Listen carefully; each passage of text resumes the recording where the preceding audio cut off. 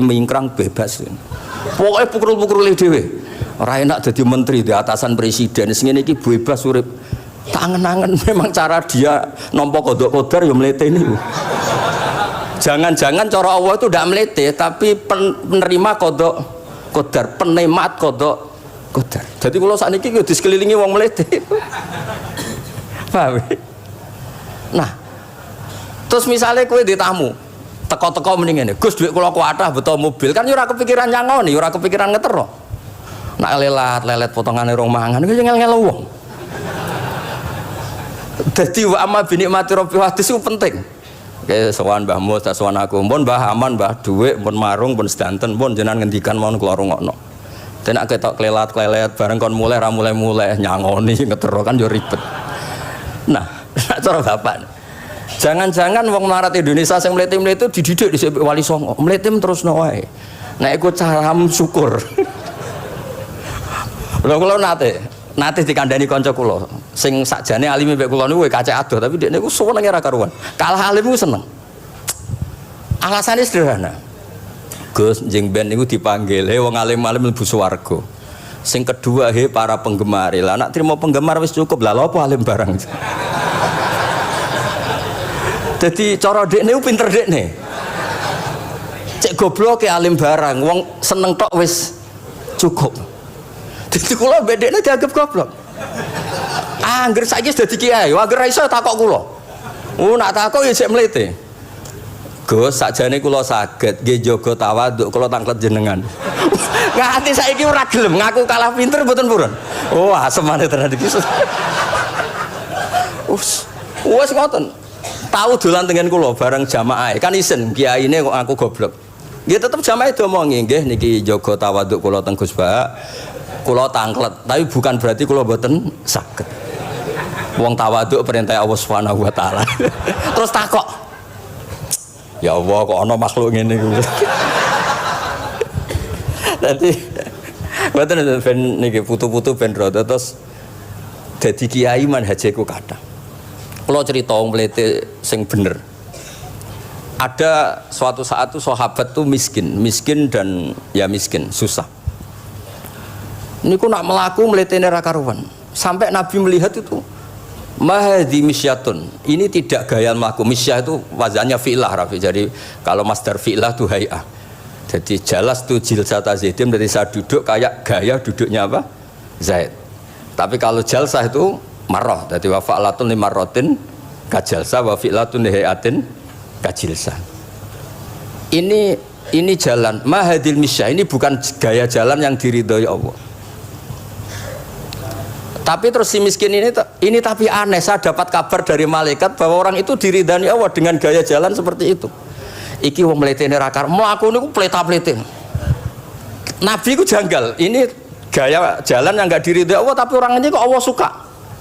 Diceluk cong-cong rene mlakumu kok ora seneng tapi info terbaru nak mbek kowe mlaku ngene iki ku seneng. Terus jawabnya lucu niku Nabi kula niku wong melarat kabeh wong darani kula anut jenengan niku tersiksa terus tambah melarat wong ben roh nak kula melok jenengan bangga mulane kula mlete mandek-mandek dibenero pangeran dadi kaya pengajian itu nih lho ngaji teko angkat koyo orang kaya seneng apa ngaji orang baik terus pleta-plete orang baik pecinta tafsir Al-Ibris pleta-plete ternyata Allah seneng ketika orang lain seneng duit seneng paket kowe seneng Al-Ibris wis ora paham blas pokoke seneng.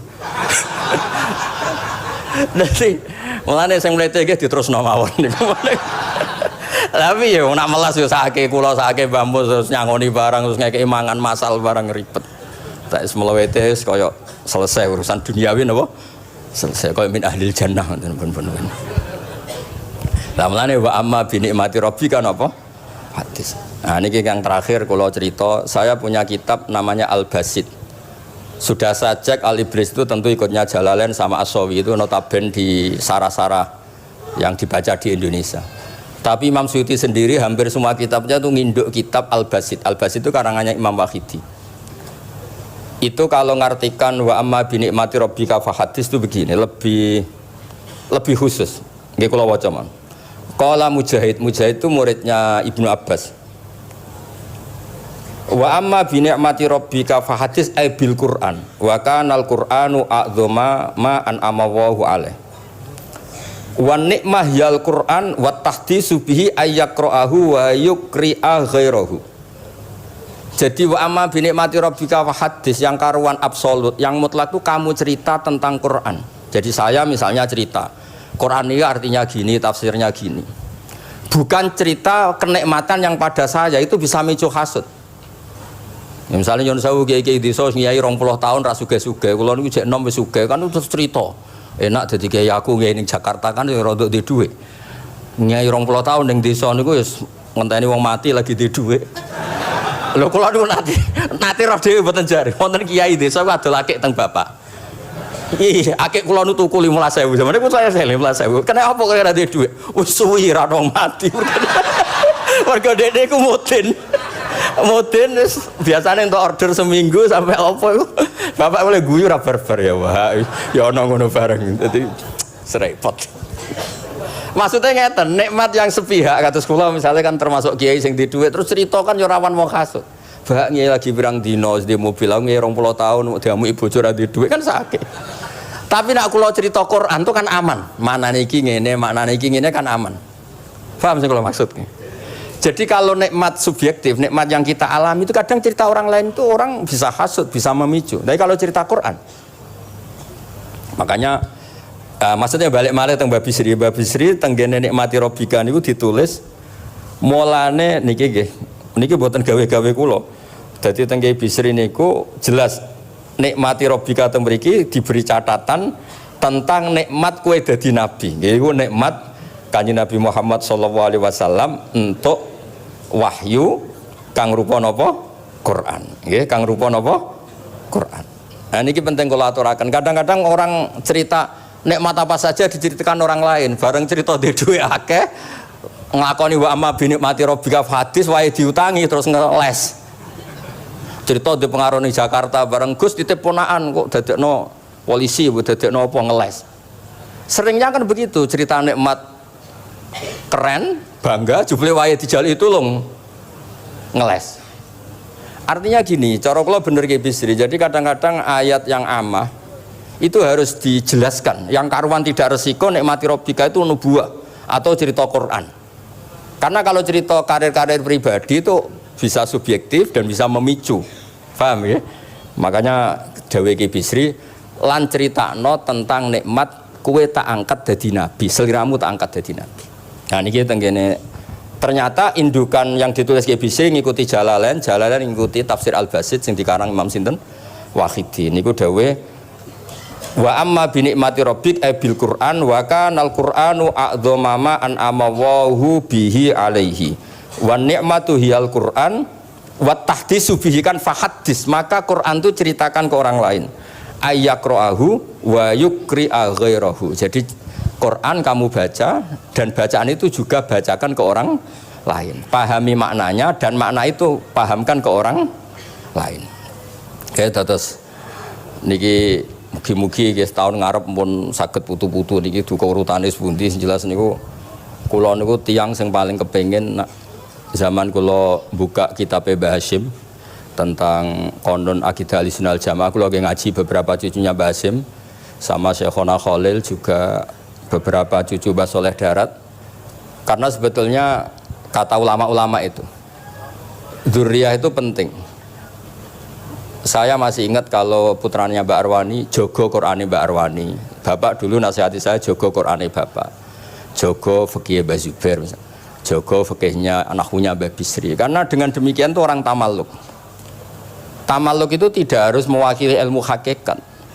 Karena tamalluk misalnya dzurriyyah Ki Bisri tamaluk sama Al-Ibris terus kepengen sinau tenanan. Saya beri contoh begini, orang kalau berdoa bilang apa? Robbi kan, duh pangeran ingsun. Allah itu Tuhannya kamu apa Tuhannya seluruh semesta? Seluruh semesta. Tapi dengan kamu tamaluk Robbi pangeran ingsun, seakan-akan kamu begitu privat, hubungannya spesial dengan Allah. Pokoknya Allah wae kutok, ora wae wong liya. Sehingga iso manja. Oh, sampean muni Robbi ora karepe lah iku mari singone ijazah ora karepe niku. Jadi sebetulnya Allah itu mengesahkan, Allah yang begitu Rabbul Alamin itu sah dikatakan apa? Robbi, duh pangeran ingsun. Dengan begitu ada rasa tamaluk. Saya ini tidak akan mengalami masalah apa-apa karena saya punya Tuhan, Robbi, Pangeran ingsun. Nah, tamaluk itu penting supaya orang itu merasa pede. Nah, Dzurriyyah Kibisri harus ngerti ini milik mbah. Siapa lagi yang maris kalau tidak Dzurriyyah? Saya juga gitu punya tradisi di keluarga Leteh, keluarga Lasem, keluarga semuanya, keluarga sarang, keluarga pondok-pondok. Nah, problem sekarang malah anak cucu kadang cari identitas sendiri, malah ngevaluasi istiadatnya baik kuno. Ribet, ora alim ngomentari baik kuno. Cara kula error ngoten niku, wong masalah nih. Mboten ngamuk tenan niku, pancen cara kula masalah. Karena tadi kula niku kan gadah beberapa kitab yang diamankan oleh dzurriyyahnya. Baik dzurriyyah gen misalnya anak cucu atau dzurriyyah murid. Nah, termasuk dolan ini. Menurut madzhab Ahlussunnah wal Jamaah, Nabi itu maksum terjaga dari dosa qablan nubuwah wa ba'dan nubuwah. Karena Nabi itu maksum, kalau ada lafadz dolan yang secara lahir maknanya sesat, maka harus dimaknai yang lain. Makanya dolan dimaknai ya tidak tahu. Karena kalau dimaknai sesat, oh Nabi ternyata sesat tuh, berarti padha be awak dhewe. Kan masalah besar, napa? Masalah napa? Besar. Nah, sehingga ketika ada silsilah seperti itu, lafadz-lafadz yang dohirnya misalnya yaghfirulaka wa ma taqaddama min dzambika wa ma ta'akhkhar, semua lafadz yang secara lahir itu menyebutkan seakan-akan Nabi itu salah atau dosa. Kata wa asa adamu rabbahu fahu, itu diartikan salah. Salah itu beda dengan dosa. Lho nggih, misalnya Rafi tak kongkon, sowan Mbah Mus arahnya ke barat, ternyata dia ke timur atau ke selatan. Orang hanya bilang nggak tahu. Tapi kalau melawan ilhad, itu baru namanya masalah.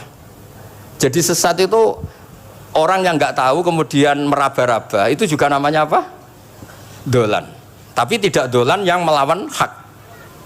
Nah, makanya terus di sarah-sarah disebut dolan itu setingkat makna ma kunta tadri mal kitabu walal iman. Muhammad, sebelum kamu dapat wahyu, kami itu tidak tahu iman itu apa, kitab itu apa.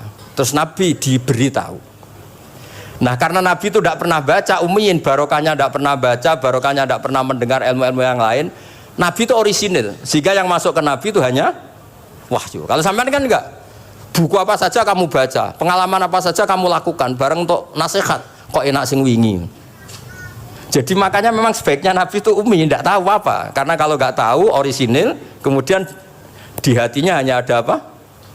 Wahyu. Sebab itu kata dolan tidak tahu bagi sifatnya Nabi itu sifatu madkhin. Jadi barokahnya tidak tahu, maka apa? Orisinil. Kalau orisinil berarti yang masuk Nabi hanya apa? Wahyu, bukan pengetahuan yang lain.